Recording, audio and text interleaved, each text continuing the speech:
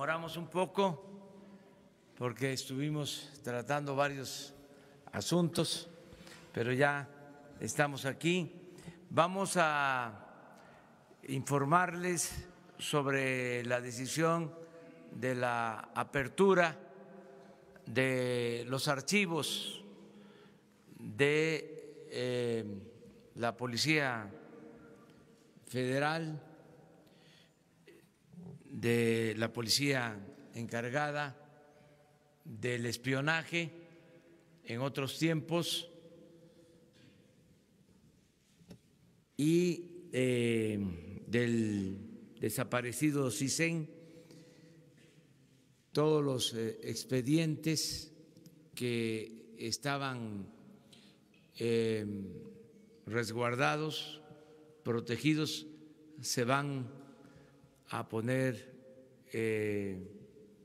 a consideración, se van a abrir para que los ciudadanos puedan tener acceso a ellos, sobre todo los investigadores. Es parte del programa de fortalecimiento de nuestra memoria histórica. Van a exponer sobre este tema el subsecretario de Gobernación, Zoé Robledo, y el director del Archivo General de la Nación, el historiador Carlos Ruiz Abreu. Los dos van a explicarles sobre estos expedientes que estaban protegidos, custodiados, cuidados por el antiguo CISEN, sin acceso a los investigadores y a los ciudadanos, estaban reservados. Todo esto se abre por completo, transparencia en lo general, solo con las limitaciones que establece la ley, lo que tiene que ver con cuestiones de protección a niños, a familiares, lo que pueda afectar, dañar la dignidad de las personas, los derechos humanos. Entonces vamos a pedirle a Zoé que nos informe sobre este tema.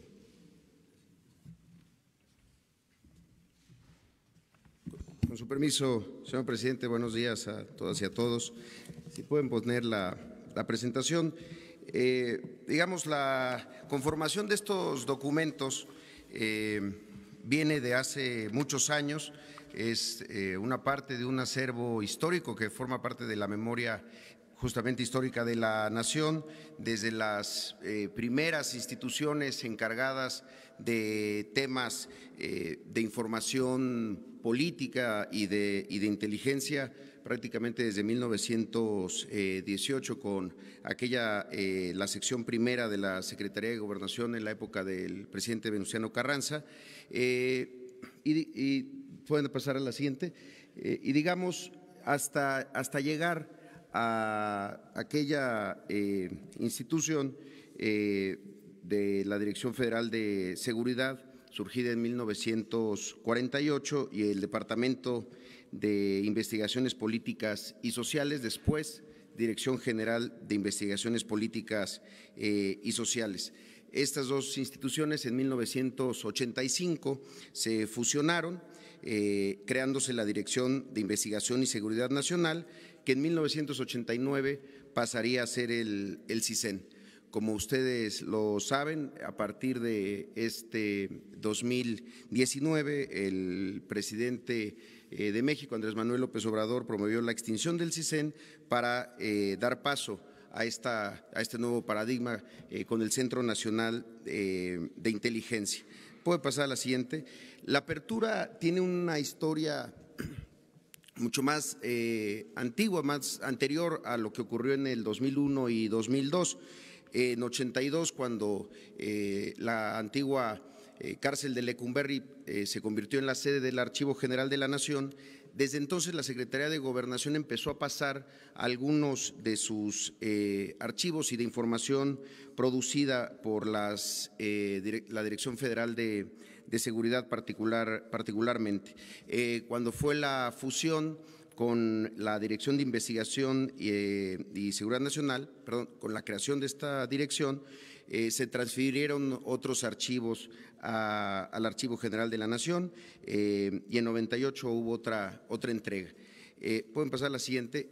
En el 2001, con mucho bombo y platillo, se habló de que habría una apertura, particularmente de cuestiones que tenían que ver con movimientos políticos y sociales y en específico el movimiento del 68. En aquel momento hubo un decreto que le solicitaba a las dependencias hicieran entrega de esta información al Archivo General de la Nación. Particularmente, el entonces CISEN hizo entrega de una serie de información. Podemos pasar a la siguiente. El 19 de febrero de 2002, de 4,223 cajas, que en realidad no tenían información del CISEN, era documentación de la Dirección Federal de Seguridad y la Dirección General de Investigaciones Políticas y Sociales. Algo del acervo también lo componían información del Instituto Nacional de Migración, de la SEDENA, de la Secretaría de Relaciones Exteriores, pero fundamentalmente era de estas dos instituciones, pero llegaba hasta 1985. Ese archivo se establecía en este propio decreto, tenía que pasar en su custodia, documentación, ordenamiento al Archivo General de la Nación. Estaba en el artículo 7 de ese decreto establecida ese mandato, que tenía que pasar no solamente la documentación, sino la custodia de todo el archivo. El asunto es que ese artículo no necesariamente se cumplió a cabalidad, porque no era solamente recibir la documentación, sino custodiarla, organizarla y conservarla a partir de los lineamientos del Archivo General de la Nación. Pueden pasar a la siguiente. Se empieza a dar una información, incluso de varios medios, particularmente en 2017, donde se da cuenta que el archivo en general seguía siendo custodiado por el CISEN. Estaba efectivamente en el Archivo General de la Nación, pero seguía custodiado por el CISEN. Muchos de quienes hicieron investigaciones ahí, historiadores, periodistas, lo que recibían era una documentación que proporcionaba el CISEN, no el Archivo General de la Nación. Esa fue la situación que el actual director, Carlos Ruiz Abreu, encontró cuando descubre pues, que toda esa información estaba custodiada todavía por esta institución. Pueden pasar a la siguiente.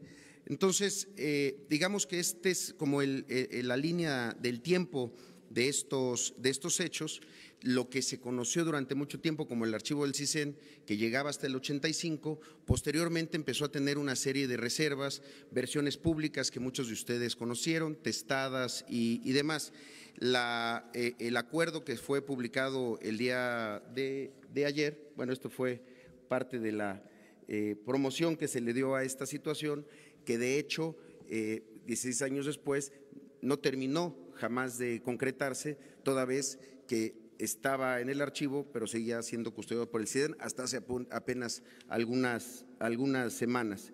En ese sentido, el acuerdo que fue publicado el día de ayer en el periódico oficial de la Federación da la instrucción por parte del presidente a todas las instituciones a que la información del 85 para acá se entregue directamente al Archivo General de la Nación, lo que tiene que ver con violaciones a los derechos humanos, persecuciones políticas vinculadas con movimientos políticos y sociales y un nuevo criterio que estaba ausente en aquel decreto del 2001, que son actos de corrupción de todo tipo.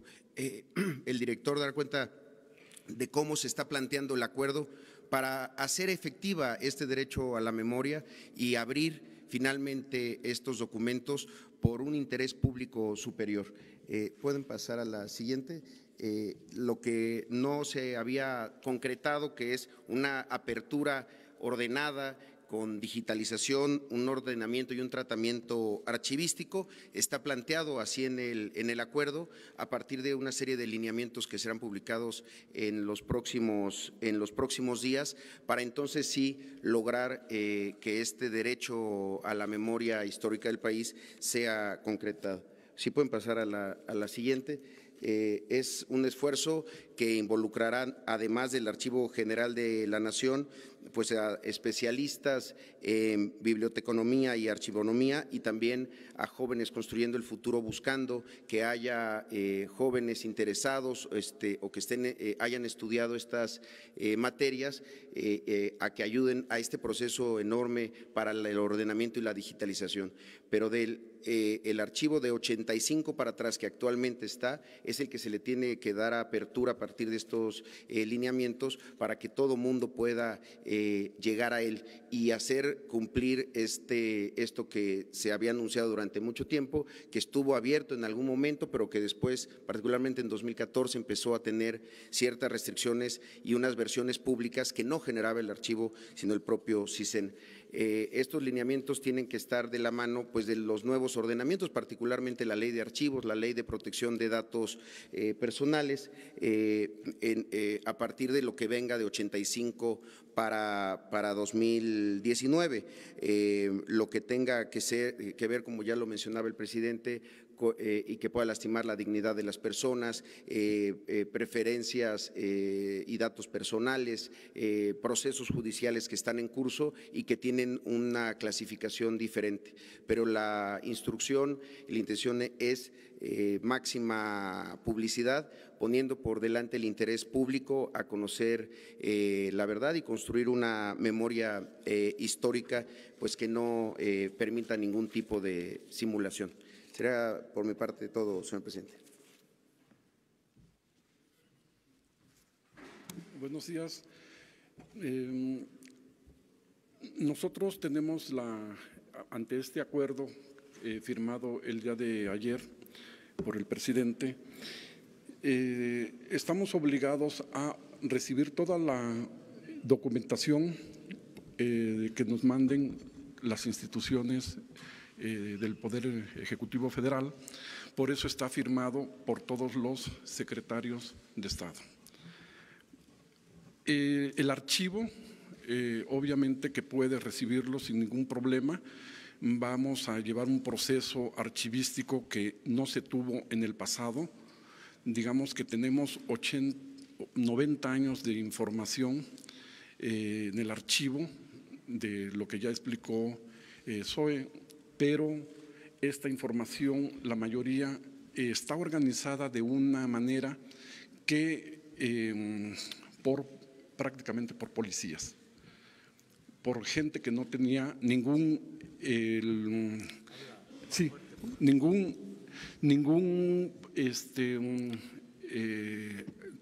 actividad en la archivística. Entonces, hay todavía cajas, de hecho, ellos mismos muchas veces no sabían qué había en esa documentación. Tenemos que entonces aplicar a todos estos documentos un proceso archivístico que es identificar qué hay, ordenar, clasificar y describir, para que todos los investigadores, todos los interesados puedan acceder fácilmente a lo que buscan. En ese proceso, pues nosotros estaremos inmersos ante este acuerdo firmado por el presidente. Tenemos 28 días prácticamente para dar los lineamientos y 180 días para que nos coordinemos con todas las instituciones públicas para decirles cómo es que nos deben de transferir los documentos. Quiero aclarar una cosa muy importante. Antes no se decía transferencias. El gobierno trasladaba información al archivo. Disponían que se depositara allí. Por Por consecuencia, pues no tenían ninguna ordenación y nos las dejaron prácticamente en bruto. Tenemos algunos de estos 90 años de información, algunos instrumentos de consulta, algunos ficheros, pero no toda la información está ordenada. Quiero decirles que yo estuve encerrado en el Archivo General de la Nación en los años 80 y 90, obviamente ya no como preso porque ya había desaparecido en el 76 Lecumberri, la cárcel, como investigador. Y durante 16 años pues estuve a cargo de la dirección del Archivo Histórico de la Ciudad de México. Tengo 40 años de experiencia como historiador y como archivista. Me he dedicado a la organización de los papeles antiguos, de los expedientes, de nuestra memoria histórica del país. Estamos comprometidos entonces, este gobierno, yo tengo la instrucción de que abramos todos los expedientes que se tengan que abrir. Esta memoria debe de ser conocida por todos. Nadie puede, no podemos limitar el acceso a la información. Es una instrucción y una convicción propia. Entonces, queremos que nos ayuden a divulgar, a difundir este acuerdo. A partir del lunes, el Archivo General de la Nación, bueno, ya tiene un mes o 2 meses que nosotros estamos recibiendo muchas solicitudes de información pública de diferentes personajes y de diferentes eventos. Quiero nada más por último decirles que el episodio que pasó en diciembre, yo tomo posesión el 1 de diciembre y cuando llego, pues como buen investigador y además que conozco perfectamente el archivo, lo empiezo a recorrer. Y sucede que hay una parte que, una de las galerías que no puedo entrar. Entonces yo empiezo a investigar y digo, bueno, yo soy el director de este archivo, ¿cómo es que no puedo acceder a una parte de él, no? Entonces, pues me dicen, pues no, aquí solamente las llaves las tiene el personal del CISEN. Se fueron de vacaciones y en enero, pues yo informé a las autoridades, a los superiores y les dije que teníamos que poner orden en el archivo, puesto que no podíamos permitir que se tuviera secuestrada prácticamente esa información. Nos pusimos de acuerdo y nos entregaron las llaves de esa puerta secreta y es lo que estamos abriendo al público a partir de hoy. Esta fue un poco la historia de lo que pasó con el CISEN, pero de todas maneras, como explicó Zoe, ya teníamos información en el archivo y bueno, el archivo está abierto. Quiero decirles que no solamente con estos documentos del CISEN y de las DFS y de la Dirección General de Investigaciones Políticas y Sociales que tenemos de estos 90 años de historia, no solamente el archivo estaba cerrado a esa información por mucho, sino que estaba prácticamente cerrado a todos los investigadores. El Archivo General de la Nación estaba recibiendo 25 investigadores diarios, cuando en otras épocas, cuando yo estaba como investigador, habían 100, 150, 200 investigadores, habíamos diarios. Entonces, tenemos que cambiar esa visión, esa política de cerrar el acceso a la información, cerrar la memoria del país que nos pertenece a todos, abrirla, y en eso estamos comprometidos. Gracias. Muy bien, pues ya se abren los archivos con las consideraciones que se acaban de dar a conocer ahora. Abrimos también la sesión. Buenos días, presidente. Yo tengo 2 preguntas. La primera es, en los últimos 2 meses ha habido una efervescencia de huelgas en el país, de sindicatos y también de universidades. Esto ha afectado a proyectos académicos y incluso ha pues dañado, igual han perdido, las personas han perdido ya sus empleos en algunos casos. ¿Cuál sería el llamado a estas partes para resolver los conflictos? Y la segunda sería, ¿cuándo comenzaría ya el proyecto que tenían para la reforestación del lago de Texcoco? No sé cuándo comenzarían ya los trabajos, después de que se canceló el aeropuerto que se iba a construir ahí, porque hay trabajadores que buscan, bueno, que estaban trabajando en el anterior aeropuerto, pero ahora buscan que sean reintegrados a estas labores. Si va a haber oportunidad para ellos que se reintegren. Y la tercera, también ayer se daba a conocer que, bueno, el subsecretario de Comunicaciones daba a conocer que el helicóptero de Marta Erika Alonso y Rafael Moreno Valle despegó de un jardín del empresario José Chedraui, e incluso ya dicen que hay videos sobre este tema. Si el llamado sería a la Fiscalía a que abra estos videos para conocer qué sucedió minutos antes de que se desplomara el helicóptero de estos políticos. Muchas gracias. Bueno, acerca de diferencias que existen por contratos laborales, la postura nuestra es de que se dialogue y haya conciliación para evitar conflictos, evitar que se afecten empresas, que se pierdan fuentes de trabajo. Están en vías de solución muchas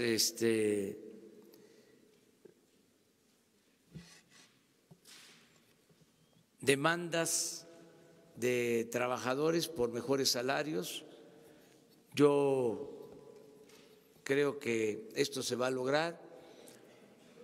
Estamos llamando a que se actúe con mucha responsabilidad, que al mismo tiempo que se aumenten los salarios, se piense en cuidar la situación económica de las empresas, que haya ese equilibrio, y así está sucediendo en general. Desde luego no dejan de haber diferencias, porque así es la democracia y así es el Estado de Derecho.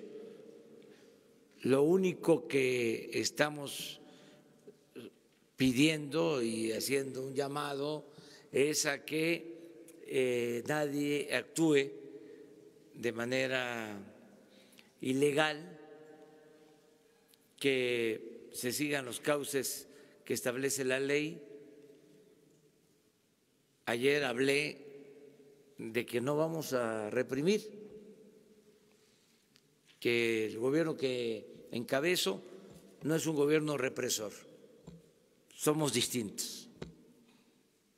No vamos nosotros a golpear, a agredir a nadie, no vamos a violar derechos humanos,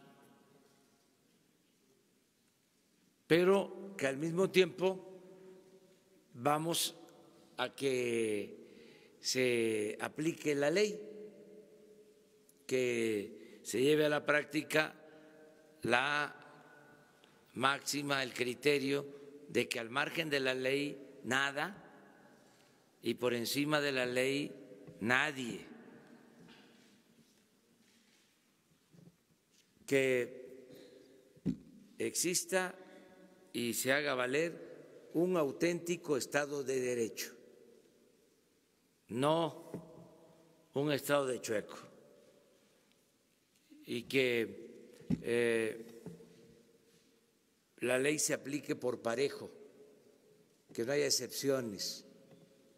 Por eso ayer también hablé de que el gobierno no tiene sindicatos preferidos no tiene dirigentes preferidos y protegidos, no tiene partido, no defiende a ningún grupo de interés creado. El gobierno representa a todo el pueblo y es un verdadero juez que vela por la aplicación de las leyes y por las libertades de todos los ciudadanos. El único amo del gobierno es el pueblo de México. No valen las recomendaciones, el influyentismo, el amiguismo, el nepotismo, ninguna de esas lacras de la política. Eso ya se acabó. Está costando que se entienda de que estamos en una etapa nueva, pero poco a poco se va a ir aceptando que ya no es la misma política, ya se rompió el molde con el que se hacía la vieja política. Lo hicimos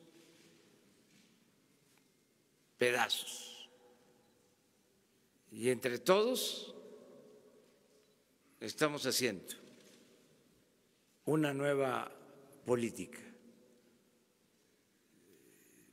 Esa es la cuarta transformación. Entonces es un proceso. Por eso también lo de la transparencia, que tiene que ver con lo que anunciamos hoy,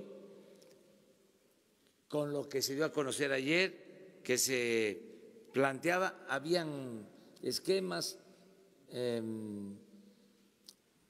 ya formas establecidas en donde se limitaba la información, ya eso se termina.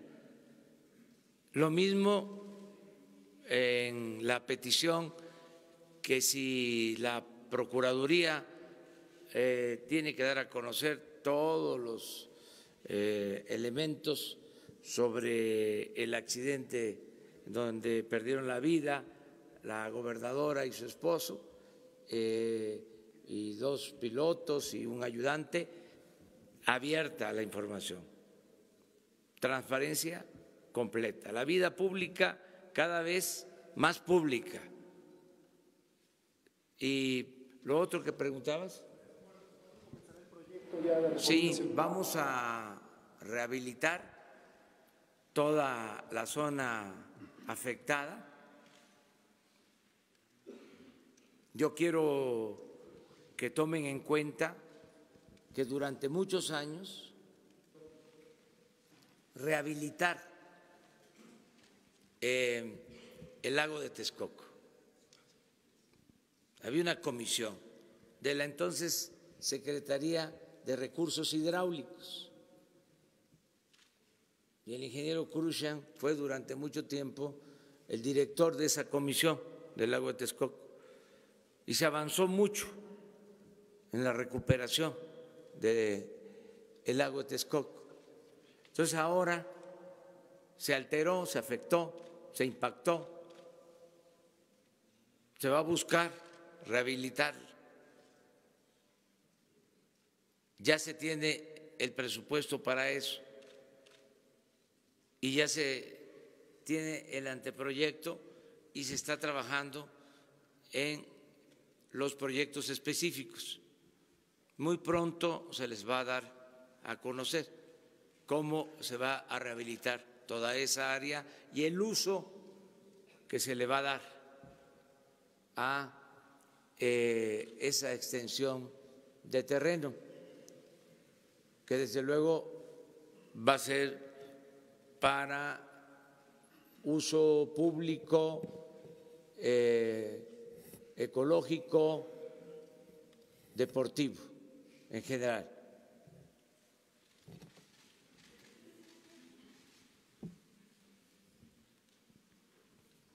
Buenos días, señor presidente. Alberto Rodríguez, de SDP Noticias. Sobre esto del Archivo General de la Nación y el CISEN, mencionaron que se van a abrir archivos que tengan relación con persecución política, pero ¿cuál va a ser el criterio? Porque, por ejemplo, Javier Duarte dice que es víctima de persecución política. Entonces, quiero saber más o menos cuál va a ser el criterio para determinar qué archivos sí se van a revelar y qué archivos no. Esa es una pregunta. Y otra, muchas de las personas que salgan en estos archivos pues están vivas y vamos a ver que algunos de sus datos se van a reservar por obvias razones, pero también conocer toda esta información no podría encauzar una comisión para que se indemnicen a las víctimas de derechos humanos. Gracias.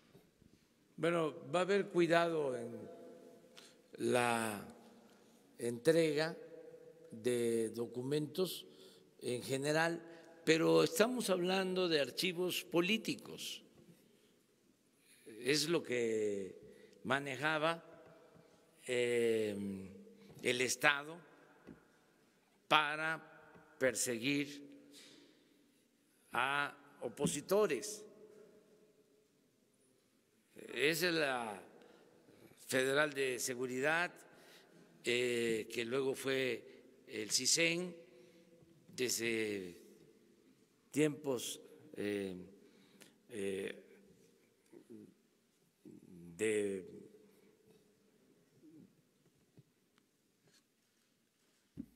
el presidente Venustiano Carranza, que empezó la investigación política, el espionaje político a opositores. Y también yo les decía ayer de que no todo lo que ahí se dice es cierto. Ahí hay muchos inventos que acomodaban también la información a conveniencia. Cualquier dirigente social era tachado de subversivo. Mucha gente fue reprimida sin que se les comprobara nada. Era nada más lo que suponían los policías políticos. Una etapa negra en la vida pública del país. Por eso se tiene que conocer y nunca más espiar ni perseguir a nadie. Para eso es que se está haciendo esto. Y de conformidad con las leyes, pues las víctimas tienen derecho, ¿sí?, a presentar denuncias y a exigir indemnizaciones al Estado, siempre y cuando existan leyes para eso. Sí, pero a lo que me refiero es de que una persona que tenga en este momento 65 años no va a estar su nombre en el archivo. Él no va a poder llegar y decir, oiga, quiero el archivo de Alberto Rodríguez. ¿Me explico? O sea, tendría que ser una investigación por parte del Estado, identificar a personas que están vivas y que hayan estado en nuestros archivos, que hayan sido víctimas de derechos humanos y luego crear una comisión o algo parecido, porque si los nombres no van a aparecer de los menores de 70 años, yo no voy a poder saber si mi abuelo estuvo. Sí, una de las cosas que se decidió es ya no borrar nada. A ver, explíquenme. Gracias, señor presidente.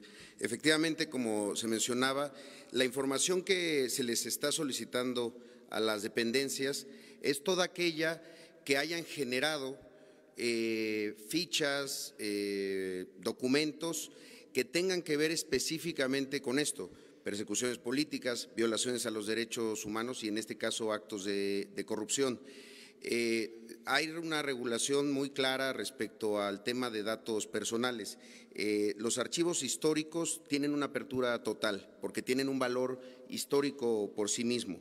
Hay otros archivos que ya están en estos fondos de la Dirección Federal de Seguridad y de la Dirección General de Investigaciones Políticas y Sociales, que tienen solamente las reservas que tienen que ver con datos sensibles, desde características físicas, el ADN, la huella digital.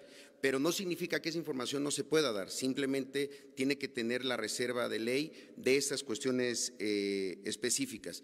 Los otros archivos que ya se van a ir sumando a este gran fondo de documentación de 85-89, digamos, antes de la creación del CISEN, pero sobre todo la de 89 hasta 2019, que tiene que ver con el CISEN, tendrá que ser tratada de conformidad a las leyes también de datos personales. Hay cuestiones que están en curso, entonces no se podría dar a conocer porque hay un proceso judicial en curso, pero son reservas muy específicas que incluso solamente pueden alcanzar en algunos casos 5 años. El problema es que muchas veces se reservaba información aduciendo que tenía que ver con algún dato personal o con algún proceso judicial y que no necesariamente era así y que se utilizaba al revés el tema de datos personales para reservar lo que debía ser público.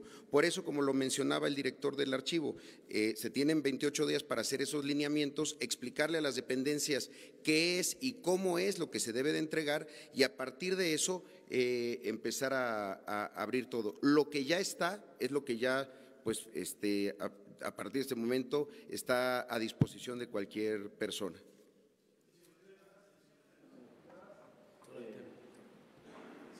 Soy, perdón, acá, Arturo Páramo del Grupo Imagen Excelsior.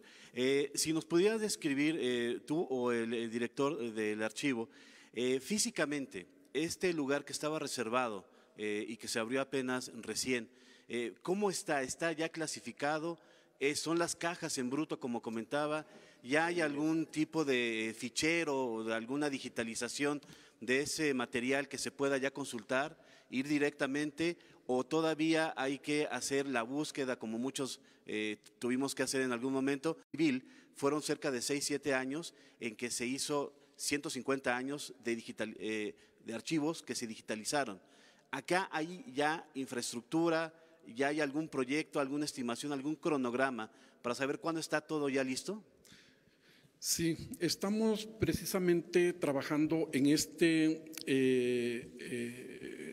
estamos ya construyendo este proyecto para que se haga lo más antes posible. De hecho, ya empezamos. Yo desde que recibí el archivo me di cuenta de todos los problemas de organización que tiene esta documentación y otra. Entonces, sí es importante, la documentación no está sistematizada. Me gustaría que les quedara claro que esta documentación fue organizada, entre comillas, por policías, por gente que no tenía ningún criterio archivístico. Por lo mismo, pues sí, hay unos ficheros, sí los hay, y hay algún otro instrumento de consulta que se hizo, yo recuerdo en los años 90, se hizo un inventario de la documentación, pero bueno, y no de toda. Entonces, bueno, sí, todavía nosotros tenemos que hacer esta sistematización, esta organización, esta clasificación y descripción para tenerlo. Nos comprometemos a tenerlo lo más antes posible, lleva su tiempo, no sé, 1 año, 2 años, y necesitamos obviamente los recursos humanos y especializados para poder llevar a cabo este proceso. Pero otra cosa de las que preguntó el compañero, el Estado no va a investigar porque caeríamos, yo creo, en lo mismo de esta documentación que está ahí. El Estado nosotros no nos vamos a poner a investigar sobre los personajes que ahí aparecen, sobre los movimientos. No, eso les corresponde a ustedes, periodistas, a ustedes, investigadores, público en general. Perdón, pero es que debemos de ser muy claros porque la documentación sí, es cierto, es delicada, pero nosotros lo que queremos es abrirla y abrirla lo más antes posible.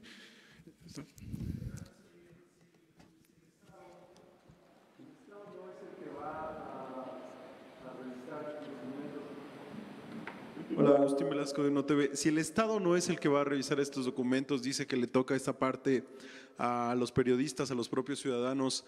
¿Hay información entonces en estos archivos de los que se pueda partir para pedir juicio a ex funcionarios federales, incluso a ex presidentes, un juicio o la reparación del daño? ¿Las víctimas pueden utilizar esta información en los archivos para esta finalidad?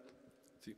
No, a ver, el archivo se encarga, mi responsabilidad es de organizar los materiales,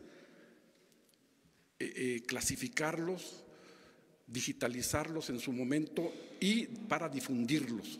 No podemos nosotros entrar en un terreno de investigación porque no somos, como dice el presidente, no somos policías, y tenemos que tener mucho cuidado con esa información. El acceso es para ustedes, nosotros tenemos que darle el acceso pronto y expedito. Esa es nuestra responsabilidad.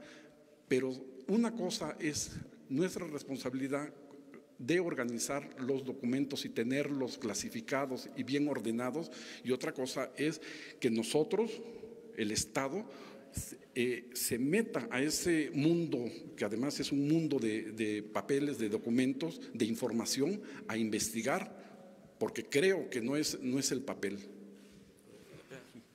Es muy importante esto. Miren, no se limita esta acción al terreno de lo personal, lo que no significa que no puedan ejercerse las libertades, pero no es lo personal, no es solo lo jurídico legal, es la memoria histórica, el que todos los mexicanos tengamos acceso a la información, y esa es una responsabilidad del Estado, es el derecho a la información, garantizar el derecho a la información. Y ya cada persona, cada organización, cada gremio, de conformidad con el marco legal, puede proceder con la información que se disponga. Ahí ya depende de si existe la voluntad de hacer una denuncia, si procede, si las pruebas son válidas, si se trata de actos vigentes, si no prescriben, pero ese es otro asunto. Lo importante aquí es decir, vivimos durante décadas sometidos por un régimen autoritario que limitaba las libertades, que perseguía a luchadores sociales, que etiquetaba, estigmatizaba a quienes no pensaban como lo decidía el régimen, y que ese comportamiento fue creando una actitud y un ambiente autoritario que llevó muchas veces a la represión. Eso es lo que está de por medio. ¿Qué se dijo en el 68? De que era un grupo de jóvenes subversivos y que querían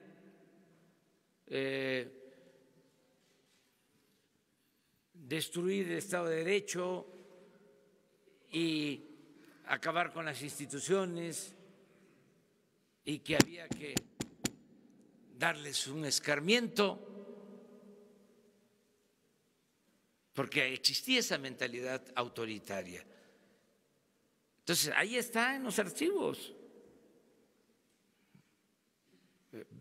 Cuando se dan a conocer los documentos de los dirigentes sociales, pues ahí aparece que los policías de entonces pues tenían esa concepción y era la información que manejaban en la Secretaría de Gobernación para tomar decisiones políticas en los sótanos del poder. Entonces, esa es la importancia que tiene la apertura. Ya, si procede que se enjuicie, se castigue a responsables, y si lo van a hacer los espiados, afectados, perseguidos, pues eso es otro capítulo, es otra etapa. Tienen todas las libertades, hacerlo nada más en el marco de la legalidad. Y ya yo le di instrucciones de que se dé a conocer. Bueno, pues solicítenlo, no sé cuál va a ser el procedimiento. O sea, ¿Físicamente cuánto tiempo se llevará? te va a poner, sí, pero para que no haya problema, ya, yo te pido, y es mi voluntad, no creo que afecte a nadie, que ya la semana próxima lo des a conocer, y que además ¿hay solicitudes? Sí, claro. Desde hace meses tenemos. Entonces, bueno, pues entonces ya darlo a conocer y ya, y adelante. ¿Sí?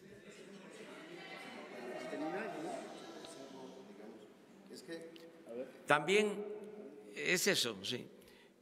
Desde 85 para atrás. ¿Sí? La primera parte, eso sí queda claro, ¿no?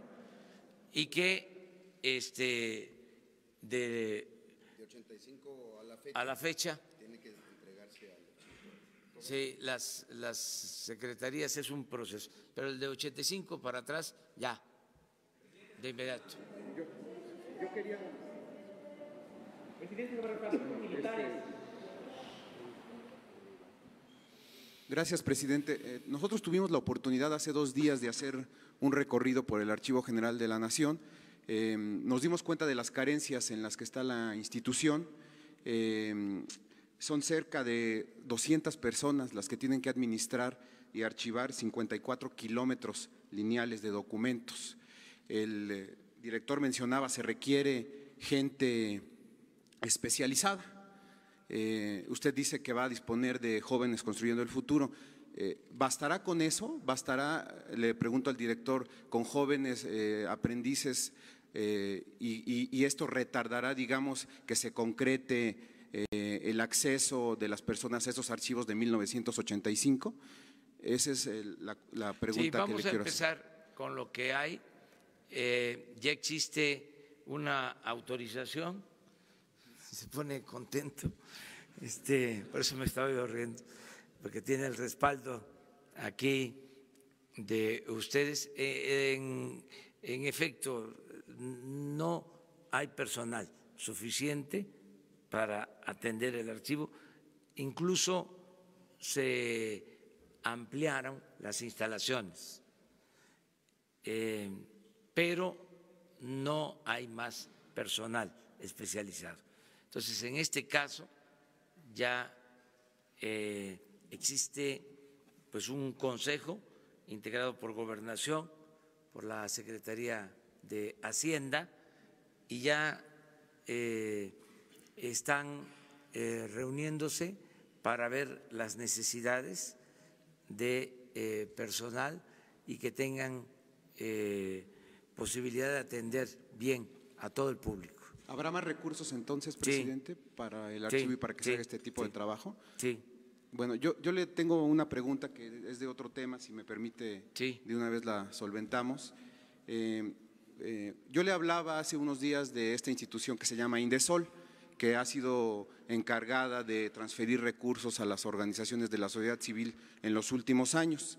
El mismo día que yo le platicaba esto, usted decía, se frena automáticamente la transferencia de recursos de esta institución. Sin embargo, ese mismo día que usted dio esa orden de frenar los recursos, ese mismo día se publicaron las reglas de operación del programa. No solo se publicaron las reglas, también subió el gasto operativo del programa por orden de la Secretaría del Bienestar y se nombró como responsable del programa de transferencia a organizaciones de la sociedad civil al presidente de una de las asociaciones civiles beneficiadas en los últimos años. Presidente, la pregunta concreta es, ¿le están poniendo el pie desde el propio gobierno? ¿Hay fuego amigo? Sobre todo por los intereses que se están manejando al interior de esta institución, porque hemos documentado también en los últimos días que la asociación en la que ha trabajado la secretaria Albores, la secretaria del Bienestar, recibió en los últimos años 5 millones de pesos. ¿Cuál es entonces esta situación? ¿Le están poniendo el pie, fuego amigo, y cuál es su postura sobre este asunto? La directora de Indesol es Luz Rosales, una mujer que ha trabajado durante muchos años con comunidades marginadas, pobres. Es una mujer íntegra, honesta, que yo estimo mucho. La conozco desde hace más de 40 años. Y ayer estuvo conmigo porque al enterarse de la decisión de que no se van a transferir recursos a organizaciones sociales, a organizaciones de la llamada sociedad civil, ONGs y todo esto que ya se dijo, ella pidió una cita para explicarme de la importancia del instituto de Indesol. Hablamos sobre el tema y le dije que no íbamos a hacer ninguna excepción. Ese fue el acuerdo, que no iba a haber ninguna excepción. Su argumento, que tiene también importancia, es de que hay organizaciones sociales que cumplen una función de apoyo, de ayuda, pero lo cierto, y ella también está consciente, incluso hasta me presentó un informe de organizaciones que abusaron de estos apoyos, que además no tenían como propósito ayudar a la gente más necesitada, sino habían transferencias de recursos hasta para la organización de torneos de golf, así como lo están escuchando. No quiero meterme a ese terreno porque saldrían pues perjudicados quienes llevaban a cabo estas prácticas y muchas veces se veía como algo normal que el gobierno transfiriera estos recursos a estas organizaciones de todo tipo. Entonces, la decisión que se tomó fue ya no transferir estos fondos.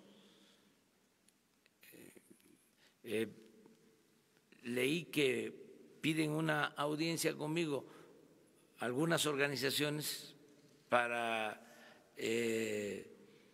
plantearme de que sí cumplían, de que sí tenían propósitos de apoyo a la gente, pero en general se cometían muchos abusos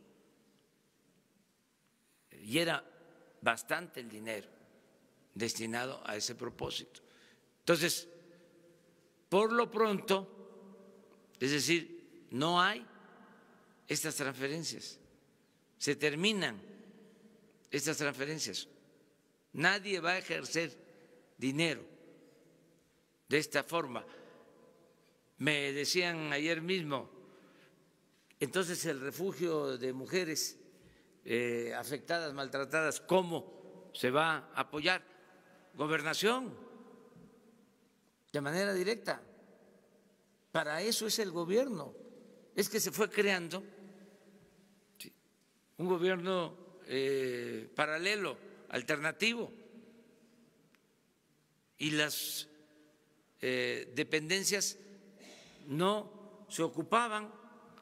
El gobierno llegó a convertirse en una oficina de contratación.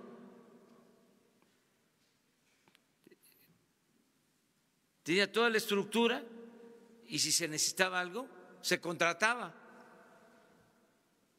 Un estudio, bueno, había quienes recibían contratos para hacer discursos a funcionarios.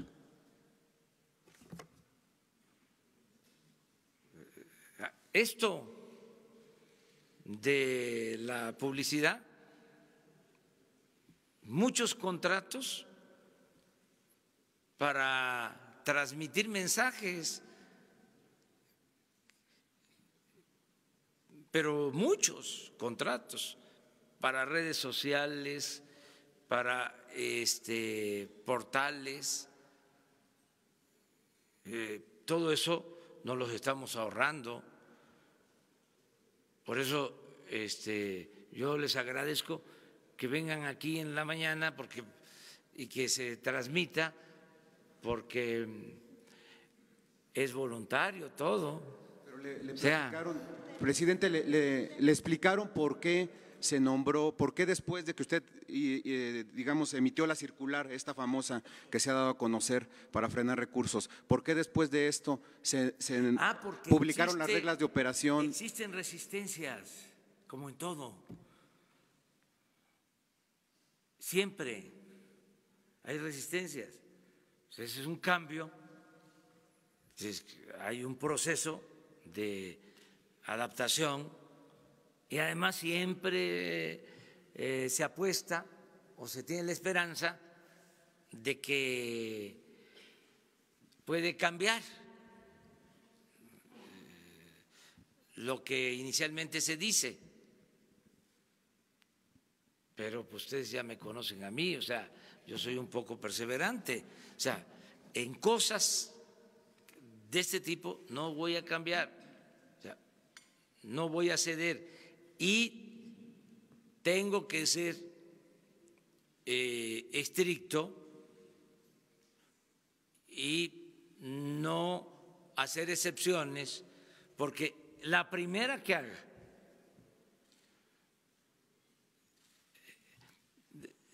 si se concede, a ver, es que se trata de la Asociación de Niños de la Calle,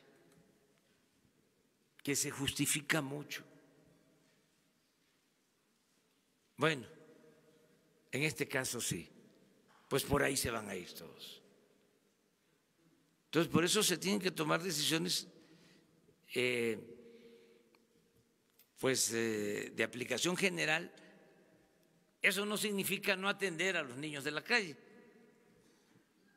Pues para eso está la Secretaría de Bienestar y para eso está el DIF.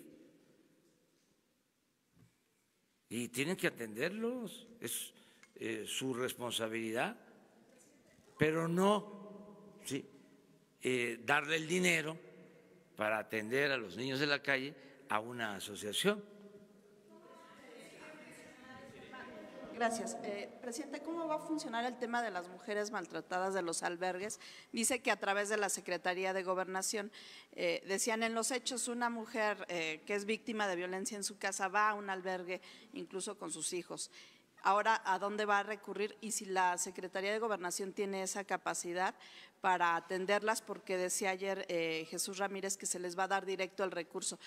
¿Cómo van a proceder? ¿Qué va a pasar con todas estas mujeres? Vamos a buscar la forma y les aseguro que no va a haber ningún problema y que puede hasta mejorar el servicio. ¿Qué hace una mujer maltratada? ¿A dónde tiene que acudir? Todo esto lo estamos definiendo para que se conozca a dónde ir, qué hacer, como todos los programas. En el caso, por ejemplo, de las estancias infantiles, ahora se está visitando casa por casa, familia por familia, apuntando a sus niños, ¿sí?, y dándoles toda la información, Presidente, y decía de las organizaciones civiles, yo entiendo todos estos abusos, ¿no sería mejor que pues se diera a conocer justo quiénes eran las que abusaban? Porque ahora, usted mismo lo decía, están pagando justos por pecadores. Así es. ¿No sería mejor limpiar, que se hagan auditorías y en aquellos malos manejos pues cancelarlos, a acabar con todo? Pero primero vamos a frenar los abusos, por eso la circular, y al mismo tiempo se están llevando a cabo programas de bienestar que atienden a toda la población. El día de mi informe, el día 11, voy a hablar sobre este tema, porque ya hoy se está ayudando a más gente que la que recibía beneficios en otros tiempos. O sea, estamos empezando y voy a probar de que es más el apoyo. Vamos a aprobar eso. Buenos días. Que le entregaron que malos manejos. Muchas, o sea, no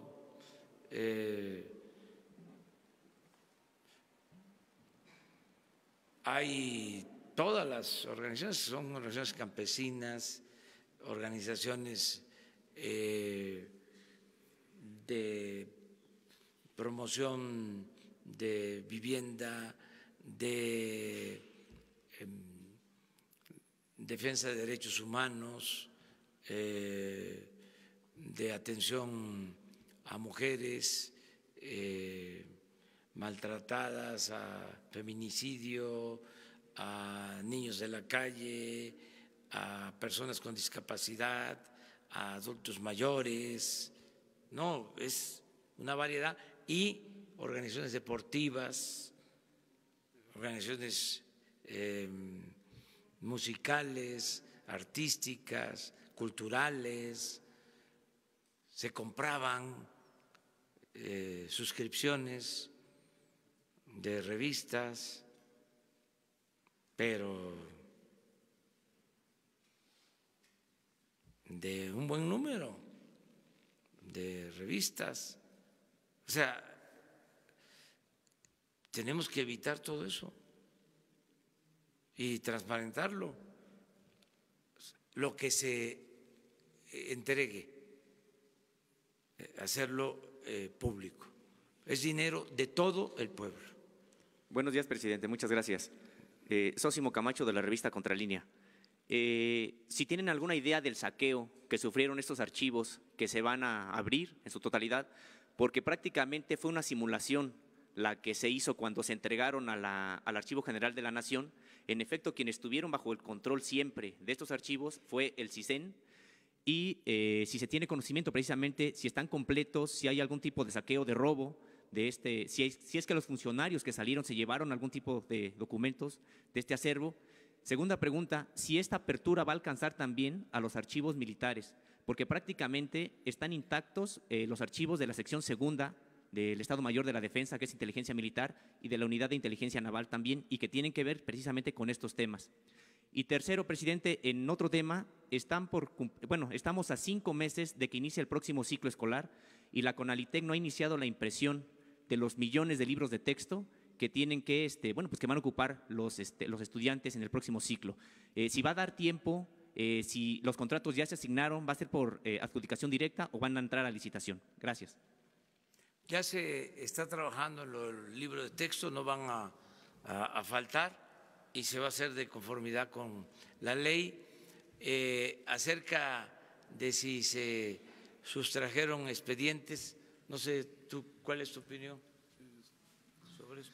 Sí, nosotros estamos haciendo un diagnóstico, todavía no lo podemos decir exacto.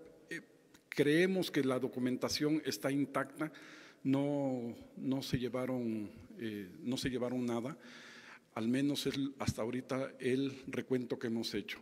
De todas maneras, en este proceso de organización que estamos haciendo en el archivo, pronto sabremos qué tanto pudieron extraerse documentos, pero parece ser que no era… por eso la resguardaban, no tenía caso que ellos mismos sacaran documentación que ellos tenían resguardada, o sea, no es el caso.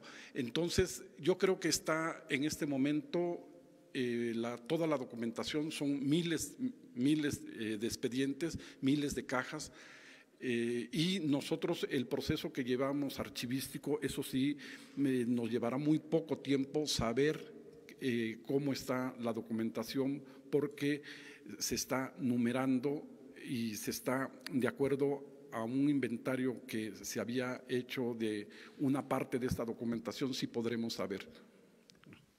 Sí. Perdón.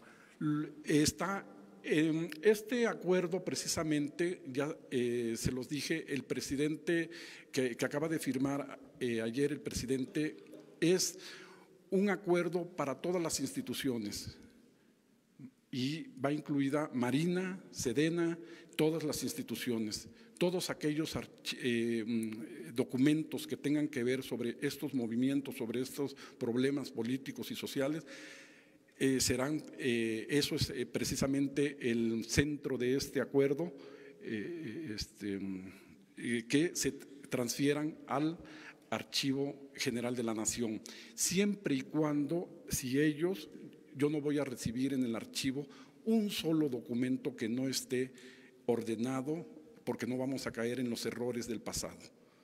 ¿Está bien? No podemos nosotros aceptar que ellos nos den información, porque ahí sí puede venir incluso la que nos quieran dar, sino nosotros tenemos ahí, el archivo tiene personal capacitado para ir a la institución y hacer un diagnóstico junto con ellos para que sea transferida esa documentación. Les repito, antes lo que se hacía, se trasladaba la documentación y se aventaba al archivo, ahora no, ahora la transferencia tiene una connotación diferente. No va a quedar ningún archivo secreto, o sea, es la decisión. Y también para tener elementos, porque es un tema interesante. Miren, en el caso de las Fuerzas Armadas, toda su actuación, o prácticamente toda su actuación, se ceñía y sigue siendo de esa manera, a las órdenes recibidas del presidente.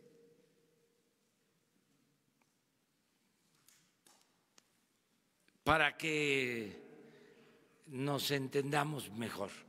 El mismo presidente Díaz Ordaz aceptó lo del 68 y hay testimonios de que en lo del 68, antes del ejército, estuvo el Estado Mayor Presidencial, que la operación fue dirigida por el Estado Mayor Presidencial. Entonces, se tiene que saber todo, pero que nos sirva de punto de referencia el que se trata de un régimen presidencialista. Por eso siempre insisto mucho en que no debe de buscarse solo chivos expiatorios y estar con lo mismo de que el presidente no estaba enterado o no le informaron o no sabía, o el presidente tiene buenas intenciones pero está rodeado de gente que no le ayuda. Eso es puro cuento. El responsable es el presidente. Y por eso no va a costar limpiar al régimen, de que no haya corrupción, de que no se violen derechos humanos, de que se respeten las libertades, porque depende de la decisión que se toma arriba. Entonces, no va a haber excepciones, es para todos. Una más. A ver.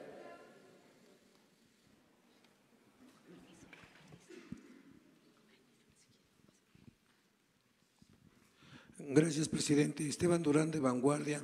Oiga, aparte del peso histórico que tienen estos archivos, y como decía el compañero, ¿no sería hacerle justicia a quienes verdaderamente lo merecen y reivindicar a quienes fueron pues aplastados en su momento, y que fuera el Estado quien ofreciera una disculpa a ellos porque se lo merecen y castigar a quien verdaderamente cometió pues un atropello?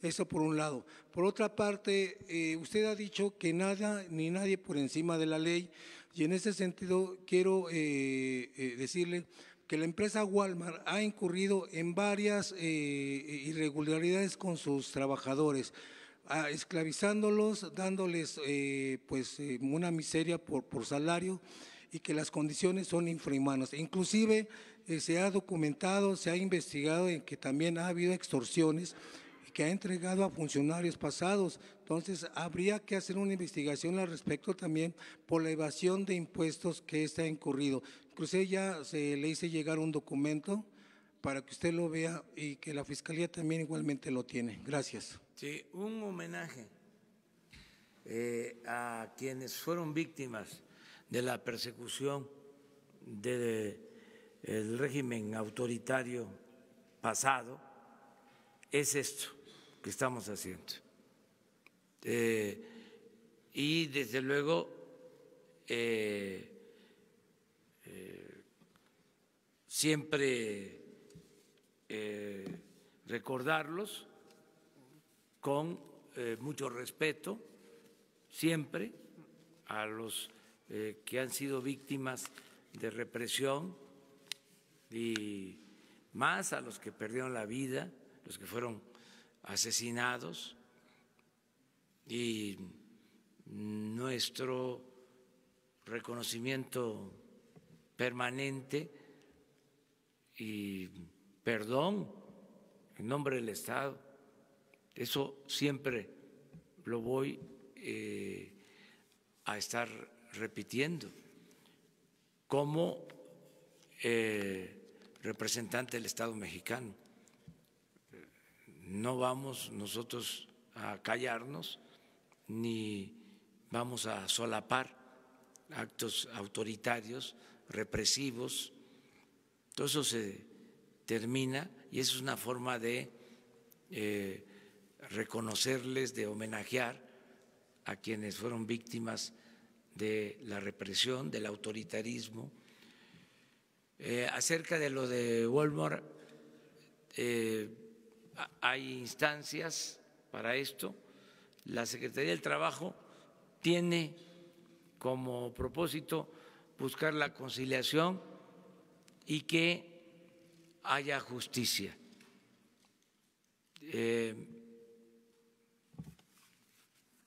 Tratando de que se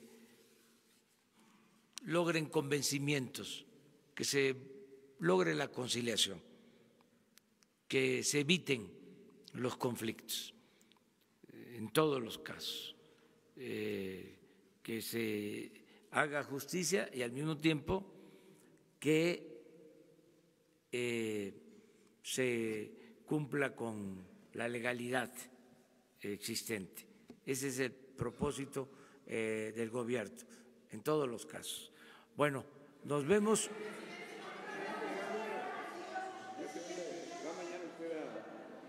¿Mande? Sí. Gracias. Nayeli Roldán, de Animal Político.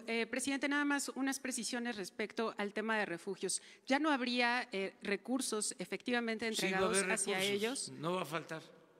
¿Hacia los refugios o solamente a las mujeres de manera directa? Porque según el INEGI hay 1.2 millones de mujeres golpeadas por sus parejas. Para todas las mujeres, todo lo que signifique hacer justicia tiene prioridad. Y no hay límite sobre los recursos que se requieran. ¿El gobierno federal seguirá entregando? El gobierno federal va a seguir no solo apoyando a estos programas a través de la Secretaría de Gobernación, sino cada vez van a haber más recursos. Ya hay ahora más recursos en beneficio de las mujeres de México. Lo puedo probar. El lunes voy a dar a conocer eso. Nunca en la historia del país se había invertido tanto en el bienestar del pueblo. Nunca.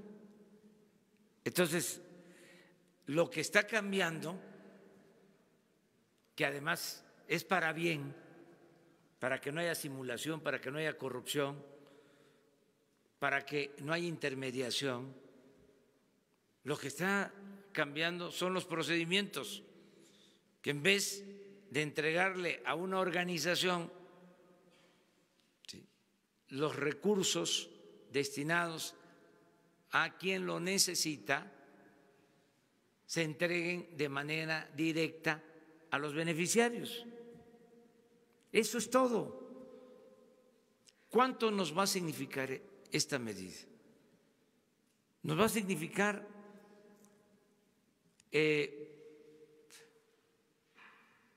con los mismos recursos, ¿sí?, beneficiar mucho más, porque no llegaban los apoyos a la gente. Entonces se fue creando una constelación de organizaciones. Era otro gobierno,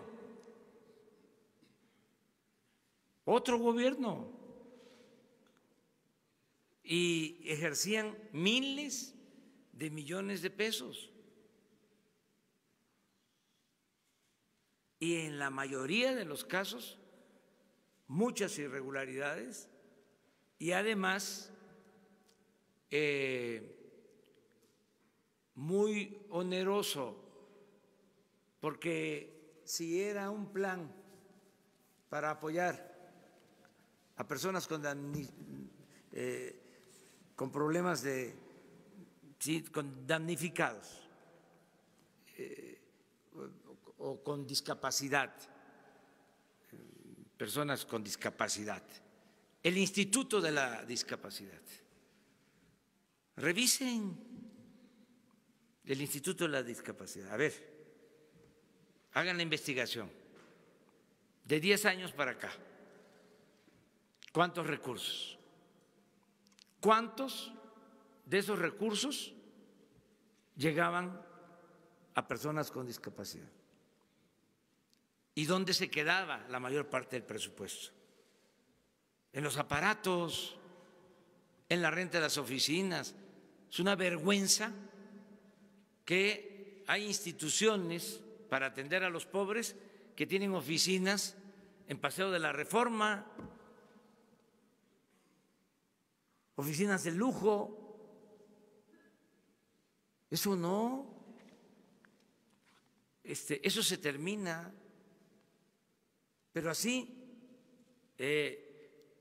para cualquier tipo de asuntos.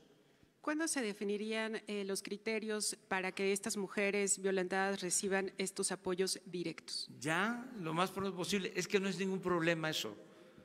Es que nosotros estamos comprometidos por convicción con los pobres, con los necesitados, con los olvidados, con los marginados, con los discriminados. Venimos de esa lucha. Lo que no queremos es la simulación, no queremos la corrupción. El régimen neoliberal creó toda esta estructura, un andamiaje para la simulación, al mismo tiempo que se permitía el saqueo, el robo, el pillaje, y se empobrecía al pueblo. Ya se acabó eso. Y hay que replantearse lo de la sociedad civil, y hay que estudiarlo, hay que analizarlo. O sea, cómo se apropiaron del término, ¿sí? ¿Qué decía Gramsci sobre la sociedad civil? Y ahora resulta que es un instrumento de los conservadores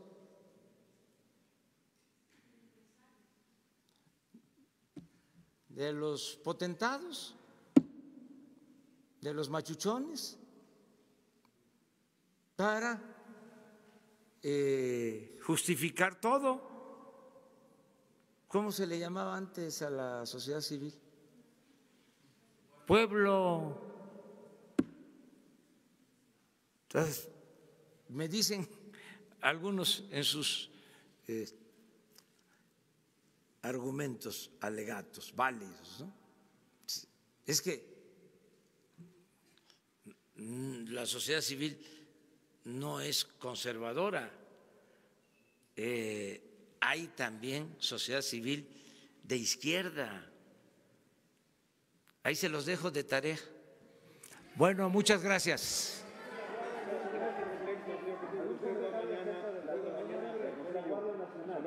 Va a Chihuahua y a Sonora. Le quería preguntar, me da una precisión. Va a encontrar que los